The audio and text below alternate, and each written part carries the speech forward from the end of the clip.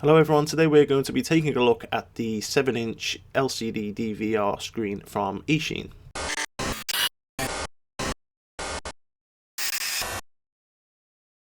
So Banggood.com sent me this LCD5802D screen for me to test out, which is pretty handy because I was after a new screen after my old one broke some time ago.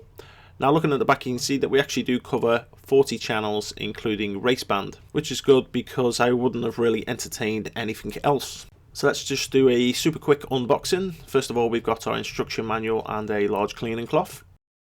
The 7-inch screen itself. A nice little velvet pouch so you can carry it around safely without getting it scratched or broken. And under the flap on the right hand side we have our power supply for charging the monitor and powering it at the same time. This has an output of 2000 milliamps, so it shouldn't take more than an hour really to charge the onboard battery. Also in here we've got two standard antennas. Now these are RP SMA, so remember that when you get this screen. We got our bunch of cables, which is basically for our AV out, AV in, also a cable for the power supply. But personally I don't use that, I just switch it out for a UK power supply. And finally a last cable here which has a JST on it, so you can actually power the screen or charge the battery on board from an external battery whilst in the field. Looking at the screen itself, it has actually quite a nice matte finish to it. On the top we've got our two antennas, again RP SMA, so remember that. On the back we have a single speaker, and on the bottom of the unit we have a standardized tripod mount. Spinning it round to the left hand side we can see that we have our AV out, our TF card in, AV in, and our power supply / charging dock. Now the manual does say it can take up to a 32GB card, but I've actually got a 64GB micro SD in there and I'm not having any problems yet. Lifting up the screen protector, which then becomes the sunshade, reveals the buttons inside. Now I've seen this kind of layout before, in fact my previous monitor had a very similar layout, so don't confuse this with others on the market. Pressing the power button once brings up the splash screen and then we go straight into our static, so good news, no blue screen here. I'll just bring this in so you can see a little bit closer and more detail. So it's just a tap on the power button to turn it on, you do not need to hold it, and it goes straight into our static screen. Now at the moment we can see that we are using receiver A. We have A and B in this, obviously with it being diversity, and you can set it to use one, the other, or both, giving you diversity. We can also see that we're on channel 6 and band B, which is channel 5828. And on the top right hand side we can see our battery power level. At the moment it's pretty low because I've been using this for almost 2 hours now. So going from left to right on the buttons, the first one does the band allocation. You can tell what you're changing at the time because it is then highlighted in the red. So we can see we're going through D to E to R and so on. The next button then does your channels, so we can see we're going up channel 8 and so on. It also shows you the channel frequency number, which is pretty handy because maybe at a race meet you may be told to go onto a certain channel, for example 5805, and you can then just quickly go through your channels and see that represented on the screen.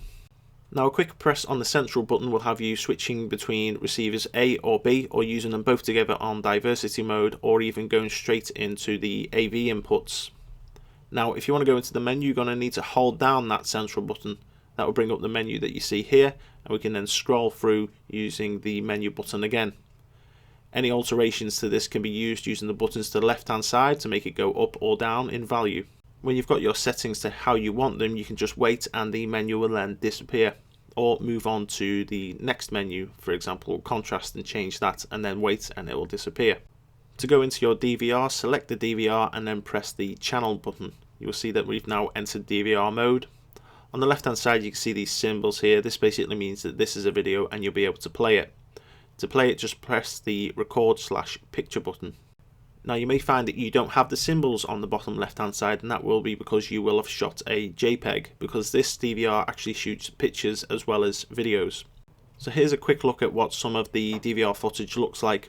Now it's worth me mentioning that I am actually using the standard antennas that came with this, which are not known to be very good. But I put one pointing up in the air and one horizontal to give me the best kind of diversity possible. And as you can see, it's not actually doing too bad.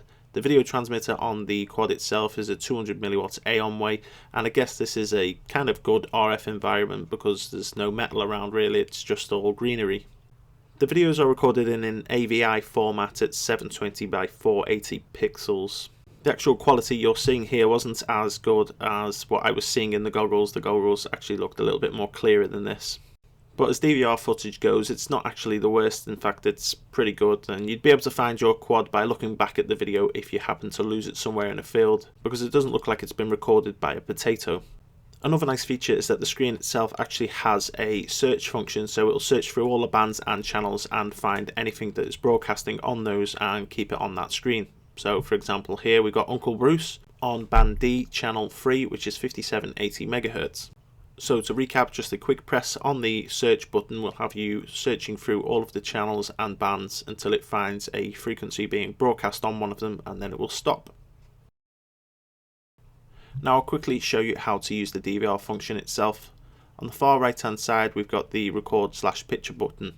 If you press this once quickly, it will actually save a JPEG of whatever's on the screen at the moment.